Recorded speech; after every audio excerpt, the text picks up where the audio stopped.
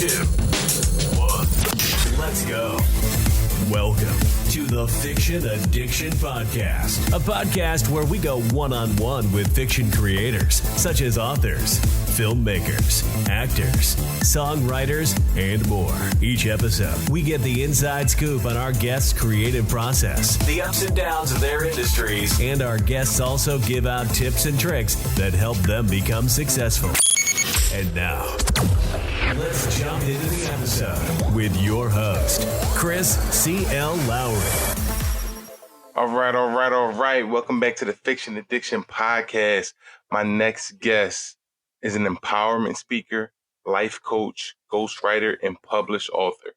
She is a contributing author in ReShonda Tate Billingsley, the Motherhood Diaries 2, which was nominated for an award with the African American Literary Awards.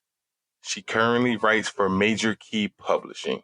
Her novels have been number one on Amazon's Kindle list as a hot new release and bestseller for urban Christian fiction, and have also been approved to be distributed in women's federal prisons throughout the United States, Canada, and London. She is an ordained and licensed teacher in her church's organization.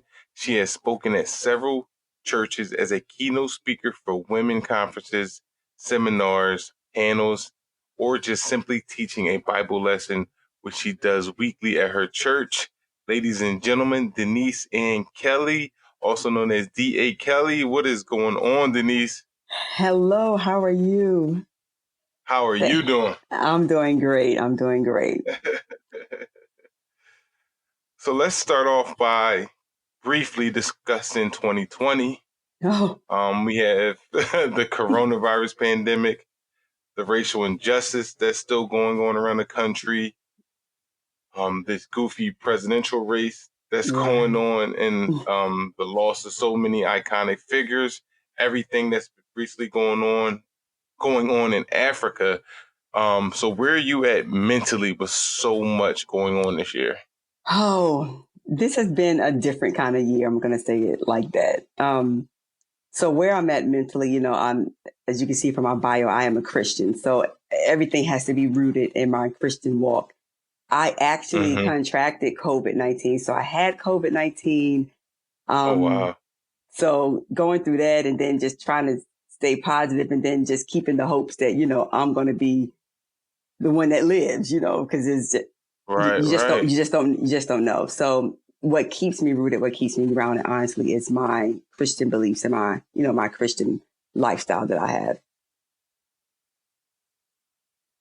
Now, how do you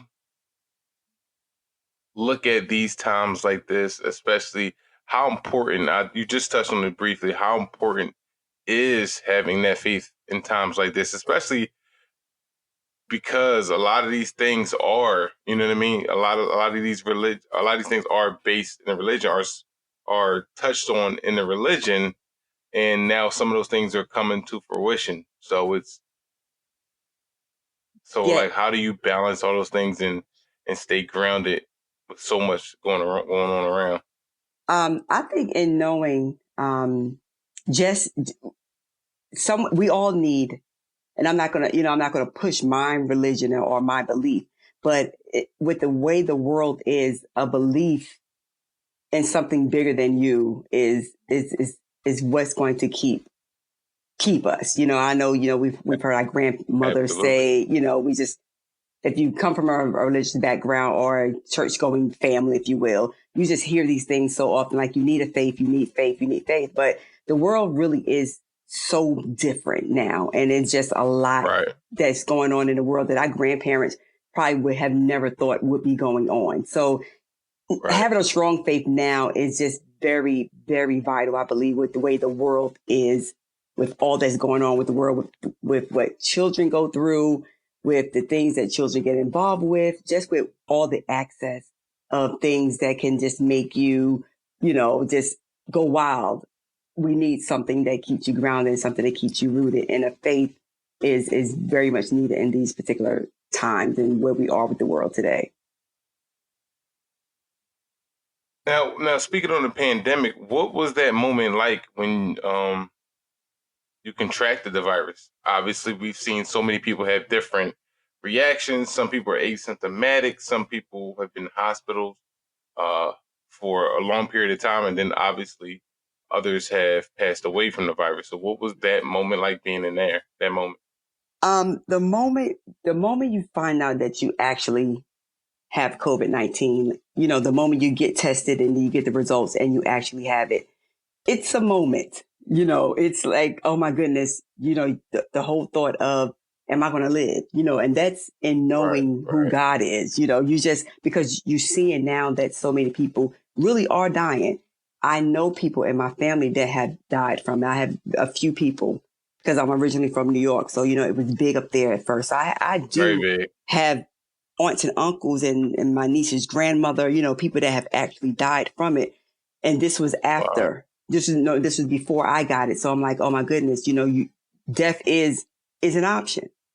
So when I officially knew I had it after I got tested and I knew I had it, when the moments get like, oh my goodness, am I going to live? Because, I was not asymptomatic. I had all the symptoms and I had them, on steroids, if you will. I had every symptom that they say you would get, and I had it. Like, it was very strong. So at the nights when the fevers are just really high and it just keeps spiking and just won't go down, and I'm hot, I'm cold, and I'm coughing, I can't breathe. It's like all this is going on, and I have people I can go to, people that has been in the faith longer than I. So I have like my mother, and I have other older mother figures that kind of pretty much got me through when I had the moments of like, oh my goodness, I just can't take it. And it's like, no, Denise, you're going to make it, just I'm praying for you. And, you have all these people praying for you. So when the moments get rough, I had someone else that I can kind of turn to when I just couldn't do it myself. Now, obviously contracting is such a big part of the journey through this pandemic for you. But outside of that, we still had to follow all these quarantine rules that were put in place by many of the states. And you being a speaker and a business owner, how has the pandemic affected you on that side? Okay, so even before I got COVID-19, the speaking engagements were and are like null and void as far as any live speaking. Now, I have done some virtual things, but that was pretty much new to me. I hadn't done many virtual speaking type engagements. The ones I would do would be out and about, going to venues and speaking. So that I have not done that in 2020. And I just foresee now that I won't be doing that in 2020.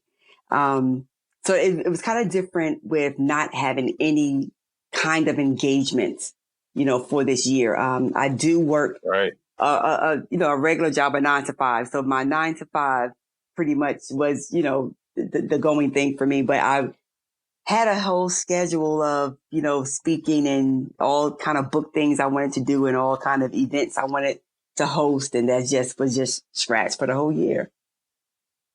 And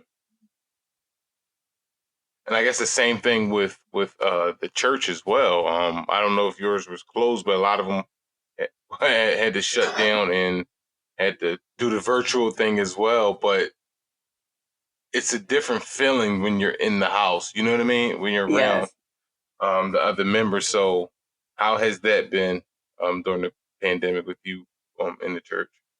Well, of course, we definitely closed when it was the height of the pandemic, when it was just the phase 1, the complete shutdown. So that was closed for that. And then when the world, started gradually coming around, I sing on my praise and worship team. So the way we did services, we did the virtual thing. We had only 10 people in the building to carry out the service, and the rest of the parishioners had to watch it on Facebook Live or something like that. So we had the praise team that would come.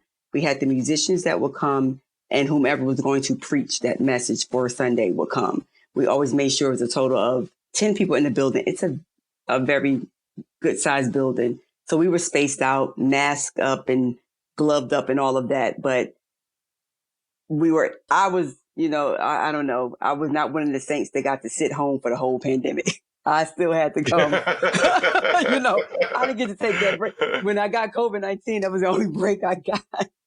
Right. I got that break after I got all better. I was one of the people that had to still be at the church with, I was one of the 10.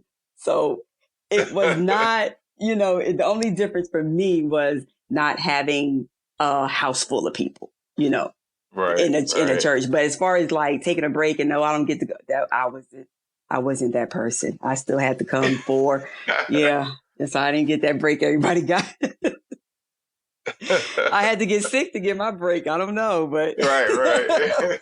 That's the only break I got. So yeah. Now, when did your writing journey begin? Oh, my writing journey. I mean, I know this is going to sound cliche, but it began as a little girl. I've been writing for as long as I can write. It wasn't, when you have a gift or a talent and when it's something that you're used to doing, that you've done pretty much all your life, you don't see it as a gift or a talent. So It's something I just always done. I just did it. I like doing it. That's all it was. I didn't realize that I wanted it to be what I did for my life until maybe, I don't know, 5 or 7 years ago when I decided I want to be an author. And when that decision was made, walk me through that journey from, okay, I want to do this. Now, how do I go about doing it? Walk me through that journey to how you got to the point you're at now. Okay, so I write. I've always written. I write even when I'm not publishing anything. I'm just going to write either poetry, short story, a play for my church. I'm going to always write. So I don't know. It was just like, you know what? And it was just like this. I think I'm going to write a book. I think I want to write a book. I said, I just think I want to write a book. And I just came up with this story. I kind of pulled my stories from Bible stories or things that's in the Bible. And then I just use that thought and make a story. Like my first novel was Even When It Hurts, 70 times 7. So it comes from the verse of, how many times you need to forgive your brother, in a day, 70 times 7. So that's a whole book about forgiveness. And then I wrote another book about a beam in your eye, which comes from the verse of how can you take a splinter out of my eye when there's a beam in yours? So I took that verse and wrote a book about, someone, looking down on someone for the same thing that they did, but just the world didn't know they did it. So I had stories in me and I just what? I think I'm going to start for the second half of my life. I think I want to write. I think I want to speak. I think I want to do the thing that I think I was made to do. And that's pretty much how the thought came to be, even as far as being a speaker, coach, and all of that. It's like, you know what? I know God has a purpose for me and I love my job, but I know he didn't make me to just be an analyst for Blue Cross and Blue Shield. So I'm thinking I guess, it takes some growing up to why are you here? I kind of had one of those deals. What am I, every now and then we always get to what am I supposed to be doing with my life? And, why?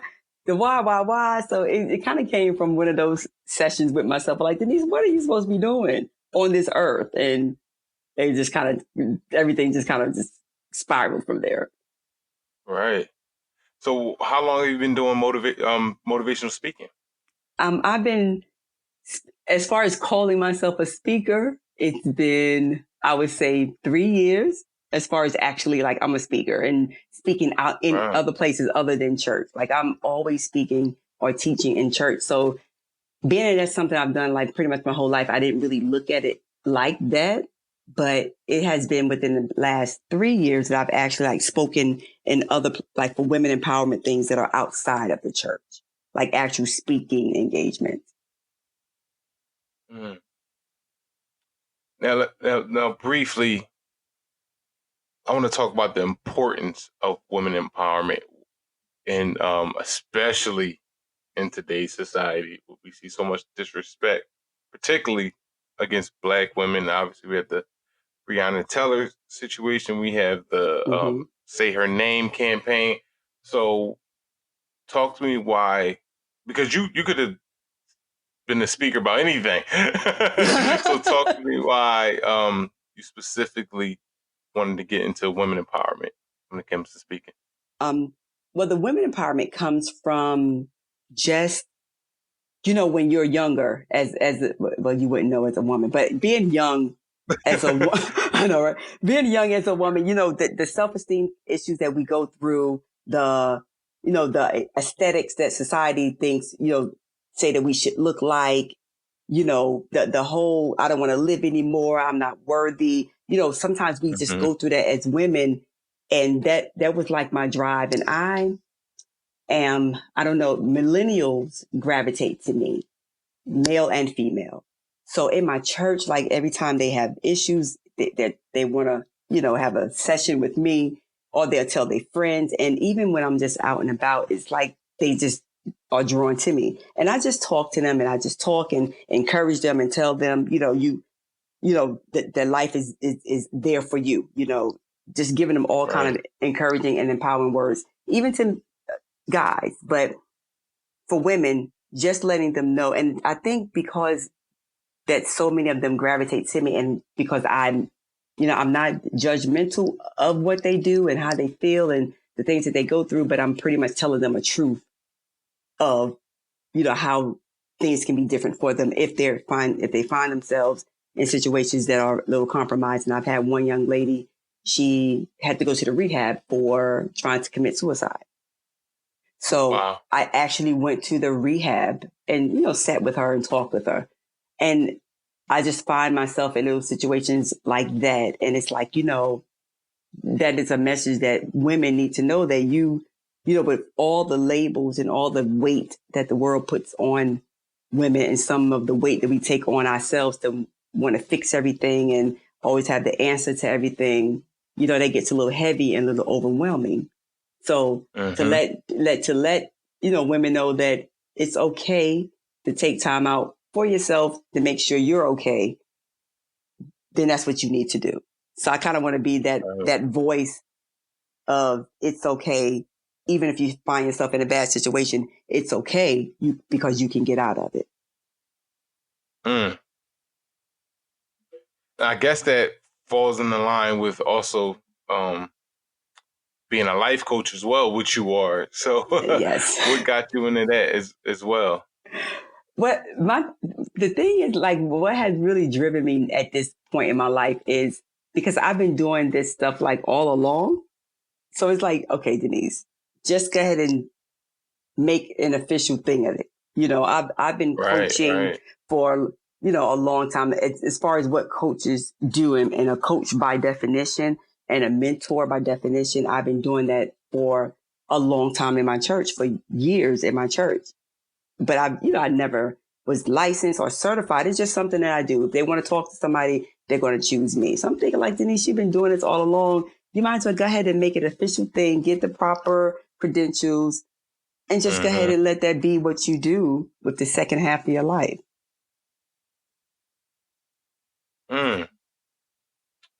That's amazing. Now, ghostwriting, before we jump into your publishing journey as an author for yourself and your books, you're also a ghostwriter. What was the interest in ghostwriting? As a writer, like, ghostwriting was something I always wanted to do. That was on my list of literary things that I wanted to try my hand at. So it's something that I just always wanted to do. So I hooked up with another publishing company, not the one that I write for now, but another company that did ghostwriting. So I sent them some samples of writing, and they liked my style and all of that. So then that's pretty much how the ghostwriting started. It didn't take long at all to kind of, get into, but it's just something that I kind of just wanted to do. One on my list, on my to-do list. Is it hard giving up Giving up the work, especially if you look like, hold on, this is too good. I'm gonna keep this for myself. As I always say, I didn't think that all the way through. I didn't think when I started, I did 2 books, and as I'm sitting like up late at night trying to meet the deadline, trying to get the word count, I'm thinking, I didn't think this all the way through because this is like good stuff, and it's like not mine. Mm-hmm. But I gave them my best. I gave them my everything. Gave them my best writing ever. I'm thinking, I don't know, but I'm thinking like, I don't know. I mean, it's something I wanted to try my hand at, and I love doing it because it's writing. I love to write, but you are 100% correct with that's not your writing. Mm-hmm. And you can't skip around here saying it's yours. Like that is not yours. Right. So it's like that's the hard part. That really is the hard part. Well, one of the hard parts is giving it up. Yep, it is.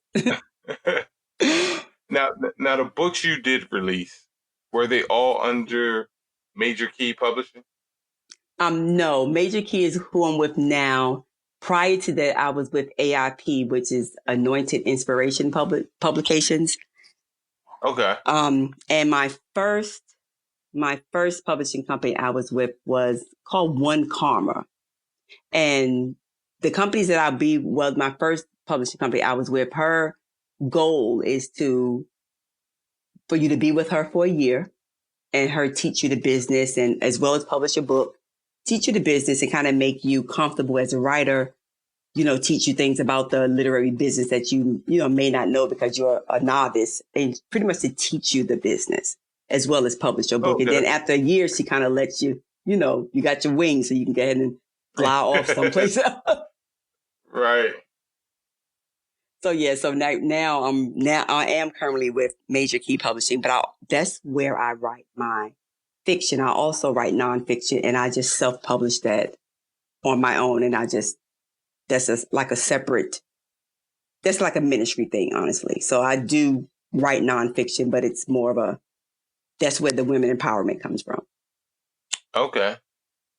So what was it? So take me back to when you first began this journey as an author. What were you looking for in a publishing company? Were you even looking to go the independent route, or were you trying to go the traditional route all along? So what were you looking for in a publishing company and through the journey when you first started? When I first started, the traditional route was what I was looking for because I wasn't sure, didn't have all the contacts on how to do the whole thing myself, like do a whole self-publishing thing on my own as far as getting book covers, as far as editing and all of that. So I'm like, okay, I'm going to a la carte myself to, I don't know how much money if I do one thing here and then book covers over here and then editing over there and then, binding over. It's like, I'm like, okay, I don't even know. So traditional publishing was what I went for. And that's the first way I was doing it, even if it was with mom and pops, but the traditional format was what I was going for. Mm. So once you started looking around for publishing companies, what attracted you to the ones you eventually signed with? I only marketed and published my books to companies that took Christian writing. Okay. So like the street lit, I don't write. So I'm not going to, pitch my book to a street lit publishing company. So it was only publishing companies that did Christian urban fiction. And amazingly, there are a lot of them. Yes, they are. Yeah. Now, Christian urban fiction. Some very, very, very, very, very good stories, very good writing. Obviously your books are some of them. They go in those categories. Yeah. But there's also some crazy stuff out there as well. I think, because Christian, I don't know, Christian urban fiction, like the Christian part of it really isn't a genre per se, but it's just urban fiction. to be honest. Right. Being that I'm a Christian, I write it from a Christian standpoint. So you're not going to really, in my books, I'm not going to actually say a curse word.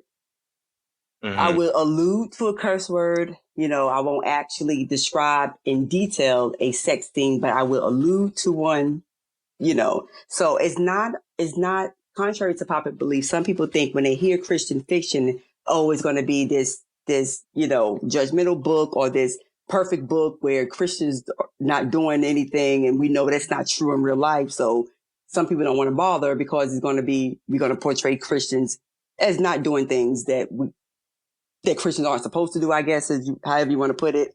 But it's not, that's not it. It's just the fact that I'm not going to, my language is not going to be street language. It's not going to be street literature language, but it's going to be real life situations where real life things happen even for people in the church. People in the church are having babies out of wedlock, like that's going on. So my books are true to life, is just the way I word it. So it's not portraying Christians as the perfect people.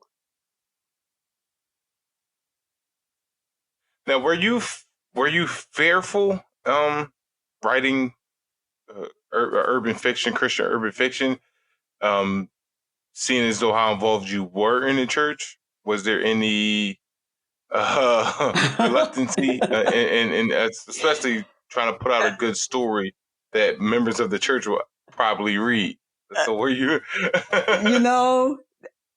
Yes. But the story that holds me to that feeling right there, I haven't wrote yet. Really? Yeah, I have a story and I'm like, man, I don't want to, hurt my church family feelings because I'm still in the same church. So that story, now, the stories that I have written are, I'm sure they read that and thinking like, this sounds like me. And they probably would be correct. But what I did was like put a whole bunch of people together.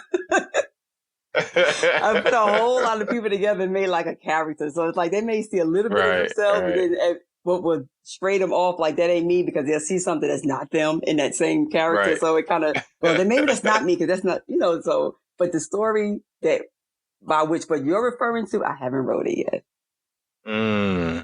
For that reason. For that reason. I know. So I don't know. No. It's coming soon. It's coming. It really is. I can't. Honestly, this is what I do with it. To be honest, I kind of chip away at it in venues and platforms outside of where I live.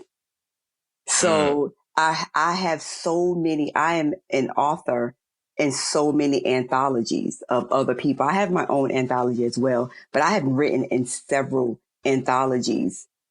And I chip away at that real life story, but it's not something that I advertise locally. So they don't know about certain different, books I've written in. And what makes me just kind of do that is because I do want to tell the story to help other people, but I'm not quite, I don't want to, like you said, I don't want them to be like, oh man, that's me. And then feel some kind of way. And I don't want all that to build up, but it is a message for other women. So it's told in bits and pieces in other places. Now walk me through that moment when you published your first book, you received the first copy in your hand. Oh, the first copy is everything. Is everything that you, as a new author, one of the top 5 things that you're waiting for. That's top of the list, to be honest. When you're a novice, you're a beginner, and this is your first book, you're waiting to hold that book. And that's one of the things that you are so much waiting for. Everything is so much that comes after that, but until you get it in your hand is the first thing you want to do. So it's a feeling. I can't even describe it. I'm an author, but it's a feeling. It's a feeling that every author, I'm sure, looks forward to. And to be honest, it's not even that first book. It's every book. Every book you want to hold Okay. it. Every So single one. you get that feeling with every book. Though I want to hold it, and I'm a hold the book kind of person. I'm not really into Kindle and devices. I like to hold books in my hand. So Yes. it's even more so of that. Like I like to hold books in my hand. So even before I became a published author, the books I read, I like to hold them. So it's a whole nother thing when you're holding your own book. And that's with every book. Mm. Where are your first books at? Did you put them away? Did you? But wait, they like on the shelf that I have. No. I have a copy of every book. I honestly do. I have a copy, my own copy of every book. And I do have them on this like shelf in my living room of every book that I'm in or have written. I have just the one copy. Now, in this journey of being an author, obviously there's so many ups as well as downs, especially in the industry. Mm-hmm. What keeps you motivated to keep putting these books out? Well, one, I love to write. I love to write, and I have so many stories I just like to tell. What keeps me motivated in writing is, honestly, for one, I know writing is my gift. So it's a God-given gift. So even if I can't use my writing where I think I want to, like say, for instance, if I want to send it to a publisher and I kind of want this publisher, and if they don't like it, I do know that it can be used someplace else. My writing does not just go unused. And the fact that I know now that it's my gift, it's nothing that can happen really that can make me think that I shouldn't write. Mm. So even if I go a year and I'm just throwing something out there without publishing nothing, I write for online magazines as well, women magazines. And I also write for a women's like mental health magazine. And I write for a Christian magazine for women. So I'm going to always write something for someone, and it's a gift. So I'm going to always do it. So nothing's going to deter me from it. Mm. So speaking of mental health, since you just brought it up, how important is mental health awareness, especially in our community, especially in a time like this as well? Very. I started a little organization or company, if you will. It's called hashtag SOS, and the SOS means She Overcame Suicide. Mm. So I also did a book, an anthology entitled She Overcame Suicide.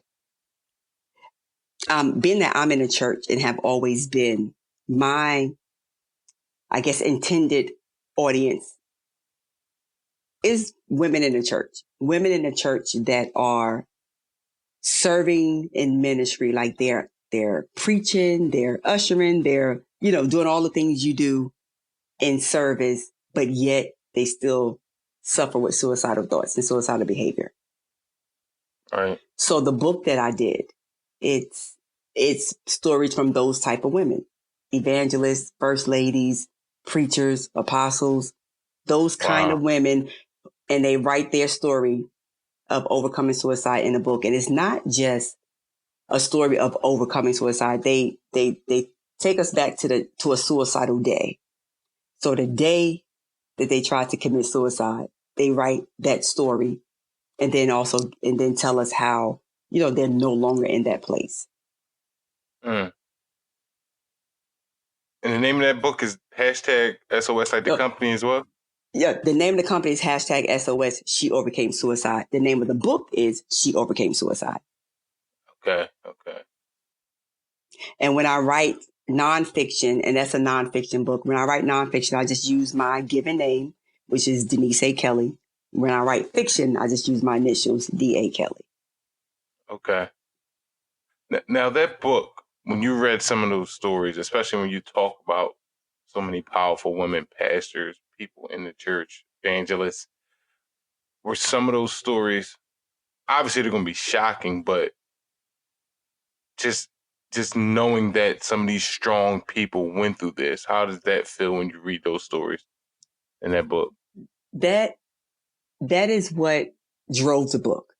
That was the purpose of the book. So in knowing that I was able to gather that many women to tell their story was that was really the big thing for me.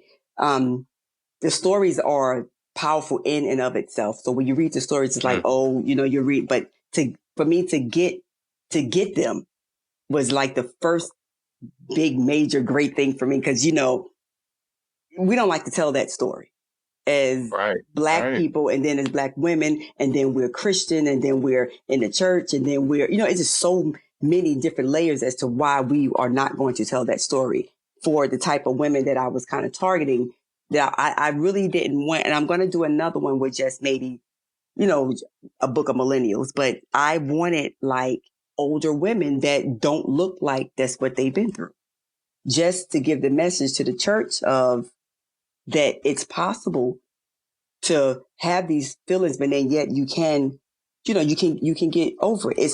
It happens in the church. And that's kind of what I wanted people to understand, that it happens in the church. Mm. Now you release these novels, you get them published, and they rank number 1 on Amazon Kindle's list for hot new releases and also bestsellers in urban Christian fiction. What is that moment like, reaching those accomplishments?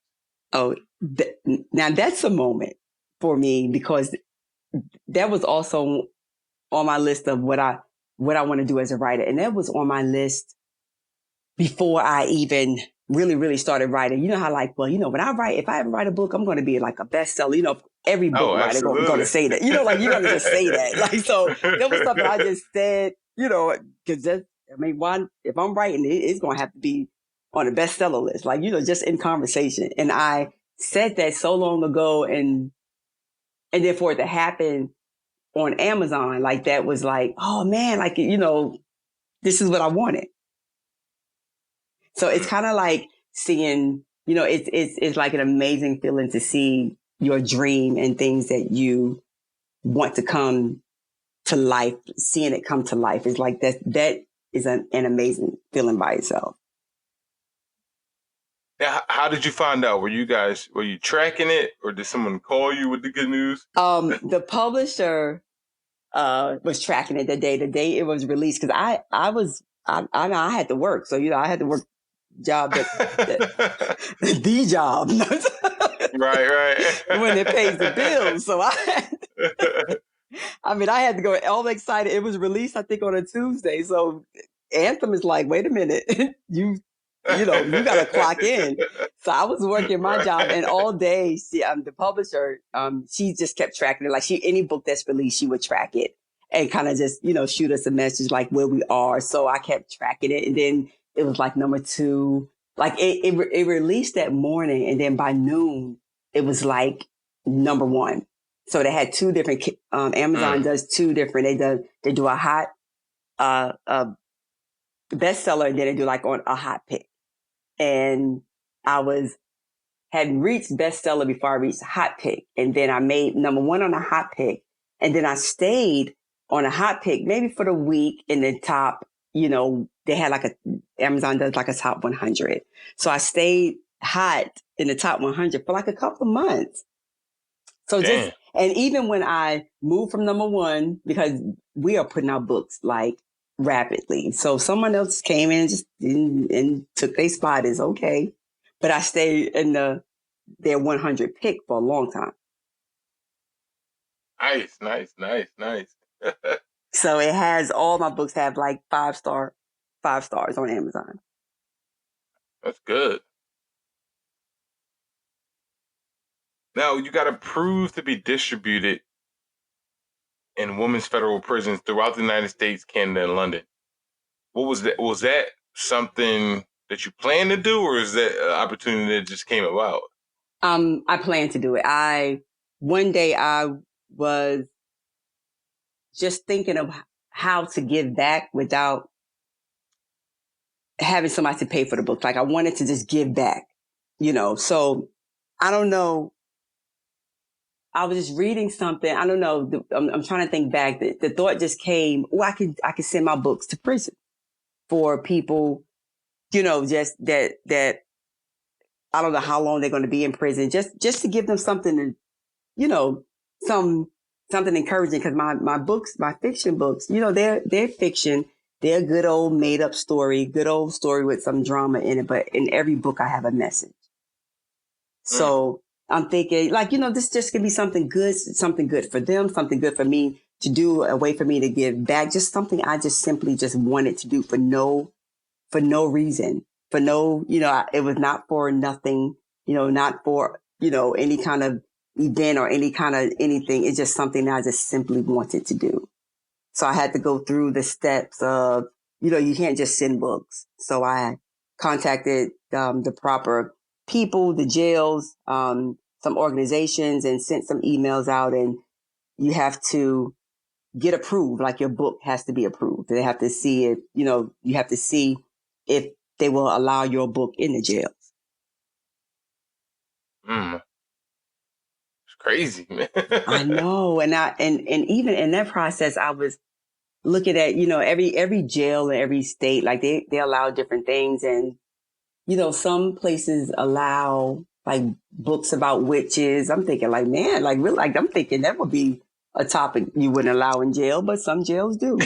I don't ask me why, but so and doing that, I'm like, man, and I'm thinking like, so if they are allowing that type of stuff in the jail, then I definitely have to make sure my book somehow gets to the jail. Right. So it was just something I just simply wanted to do. That's crazy. That's so amazing. Now I'm going to ask for 2 pieces of advice from you. Okay. Give me one piece of advice for a young woman that's out there that feels like the weight of the world is on her shoulders right now. One piece of advice would be to have someone to talk to, that you can be yourself and that they won't judge you. And to talk, like, don't keep it in. Like we're good for that. We have to stop doing that. Talk to the world, no, by all means, but find someone to talk to, yes. So don't keep it in. Talk to someone. And I also want a piece of advice for a young writer out there that aspires to one day become a published author, but they just don't know where to start.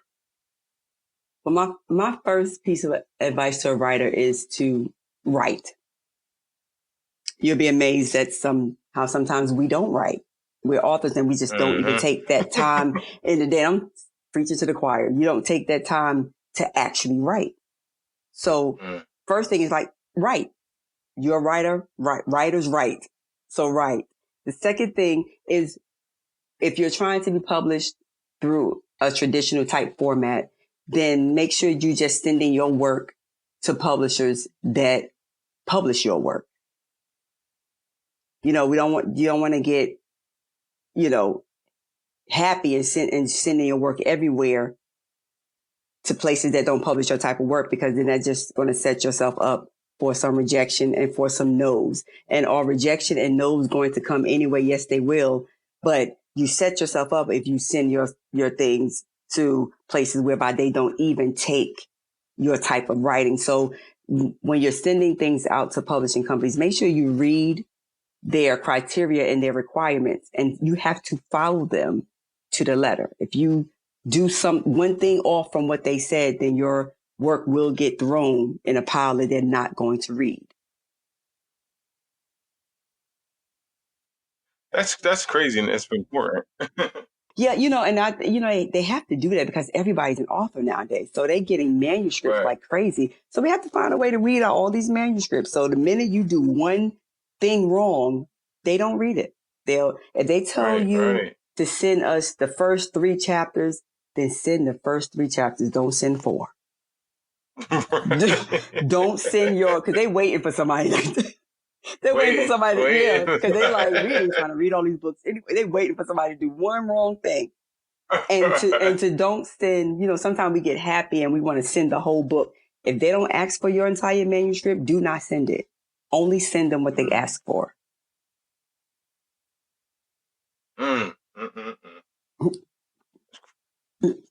That's so crazy. Yeah. And you can have a good old story. Right, yeah. I wonder how many people got rejected just from not following directions. Exactly. Not even from their actual story. That's the first key, following their direction. They would say you have to follow them to the letter. They say email them the story. Don't mail it. Email it. Sometimes we want to be just overly you have to really do it. They have those rules there for a reason. Yes, and it's for good and bad. So if you want to at least get them to read it, you want to follow the directions from the door. Now, one of your novels, The Beam in Her Eye, is about a young Rosalind Michelle Price who was counting down the days before she could move out of her parents' home. Both of her parents were preachers, which made it twice as hard to explore life without being held to strict Christian principles. As soon as her 18th birthday finally arrives, she moves in with her drug-dealing boyfriend, Dexter James, known in the streets as DJ. Now that Rosalind was his and no longer bound to the church or her parents' strict rules, she quickly finds out how cold and ruthless the streets and DJ could be.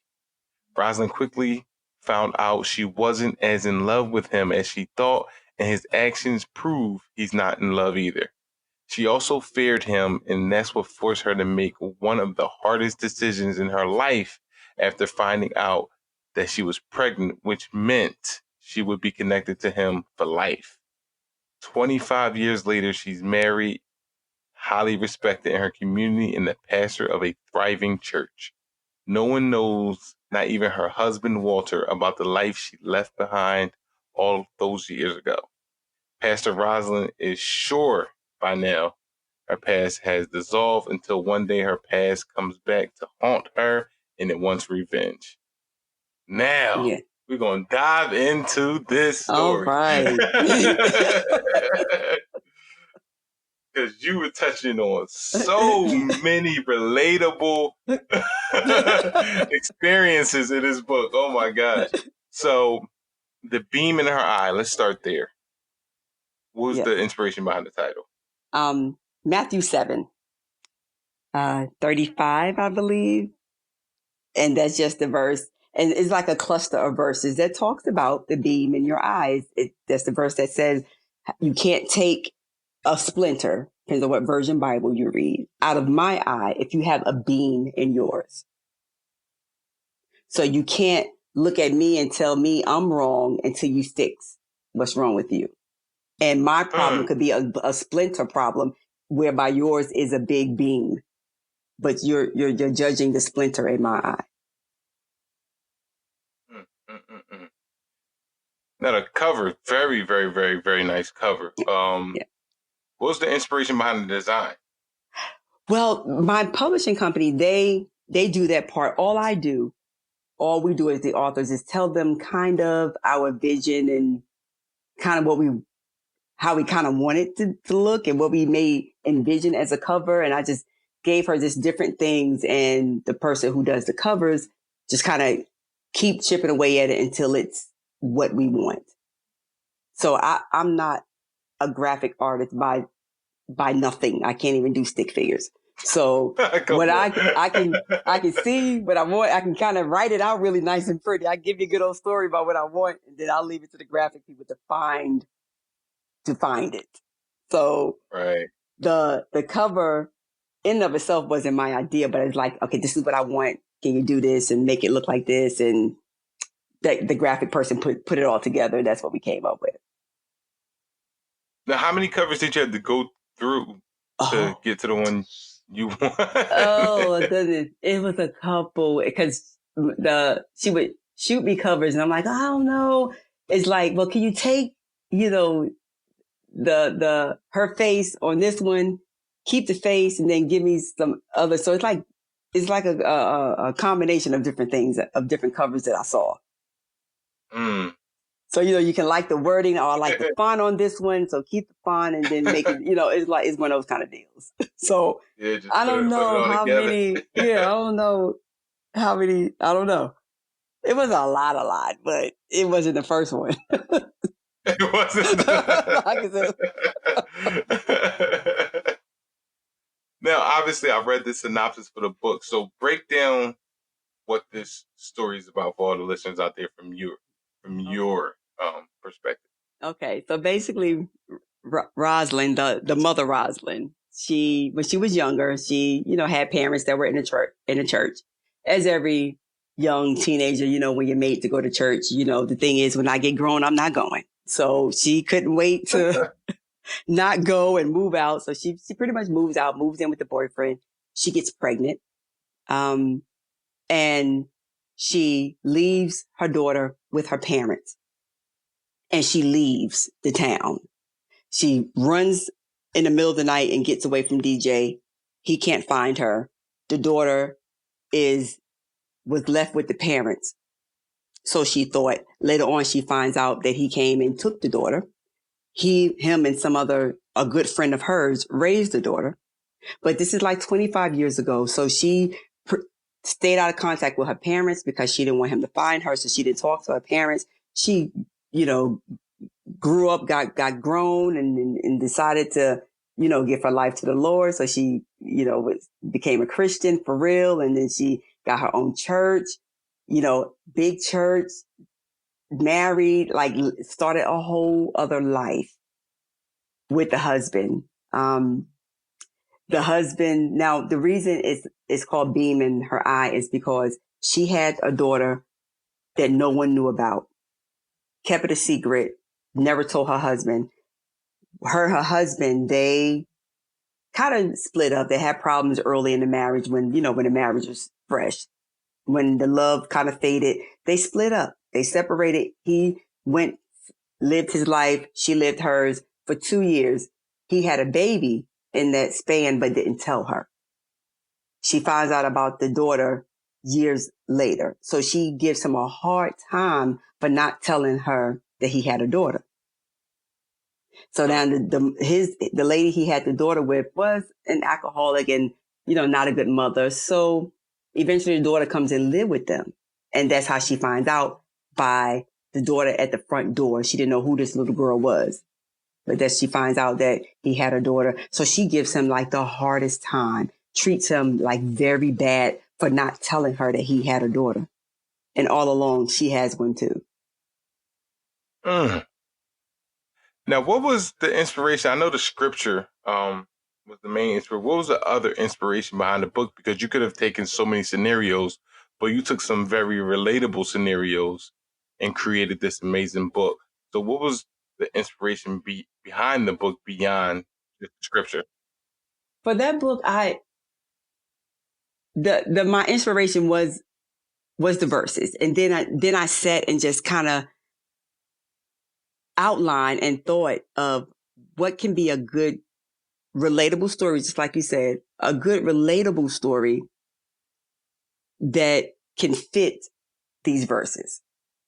And then, being that I am in church, it just kind of flows. Everything's going to flow from that kind of setting. But being that is something that goes on, I just took it and made it a story. Finding things that really happen, things I've seen, things I've heard, things I've experienced, just a whole bunch of things put together that I have gotten from being in church and just making it a story.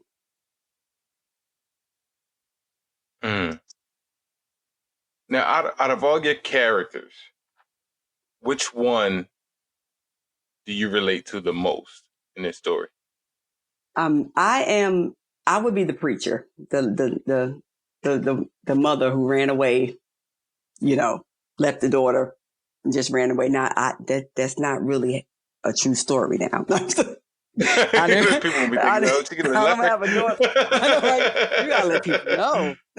Now, Right. I don't have a long lost daughter anywhere, but that whenever I write, I have to be, for some reason, I always put me as the main character because it's easier for me to write about that person. So Really? when it comes to me having to maybe describe her ways that because I can't just write a story, just write the story. Contrary to popular belief, writing fiction can be a little hard because if you're trying to make it relatable, so it needs to be a real person in my head. Right. So when I started writing about ways and thought patterns, and habits and hobbies, I need a real person for that. To make that person a live person that you're reading about, not so it'll feel like you're reading about a person, a real person. So they got real ways, real habits that they have and ways, that they have and different things that they like, just to make them a real live person. So what do you think makes this book stand out from all its competitors? Because there's a message in the book. As you can get caught up in the entertainment of the book and the drama of the book, but the message of the book is always bigger than me because every message I have in the book comes from a scripture. It comes from the Bible. So the Bible is going to always be bigger than me. The Bible is going to always be bigger than any book that I write. So and I know there's Christian authors out there and I love a lot of them. I read their stuff. So I'm not saying, one is better, but the thing that I do, my thing is to give you a message that's actually from God's word. And for you to see that message, even after you've finished reading the book, after you've enjoyed the drama, you may find yourself needing that message. And that's kind of what I want everybody to get from the book, like the God-given message from the book. Right. Now, what can we expect next from you?